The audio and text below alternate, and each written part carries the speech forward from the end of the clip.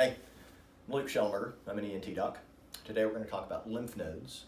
Lymph nodes are all over the body. I'm specifically thinking about the ones in the neck because, well, that's the reason why a lot of patients come to see me. They'll say, I've got a bump here, a growth here, and we feel the neck and we say, oh, that's a lymph node. Now, lymph nodes are part of the lymphatic system. They're kind of the trash men of the body.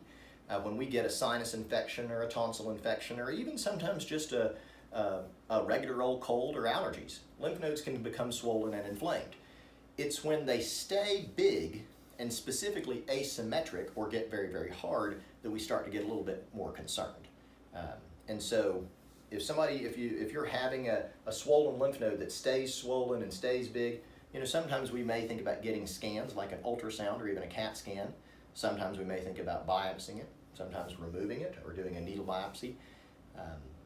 But it's not something I would necessarily say, oh, I've got a swollen lymph node, I've got to be concerned about it, it could be cancer or something like that. No, most of the time it's reactive. Reactive lymphadenopathy, it's a fancy name for a swollen enlarged lymph node, is by far the most common cause. And so even if it is asymmetric and staying big, you should get it looked at, but don't be worried about it, okay? So sometimes patients come in and say, well, if you take that lymph node out, I'm going to get more infections. No.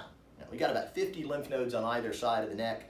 They take over the role of that lymph node. So thinking about other things that are part of the lymphatic system, like the appendix, no one would ever say, I need to keep my appendix because I don't want to get a stomach infection, a gut infection. No, you got appendicitis, you're going to get it. You got to get that thing out.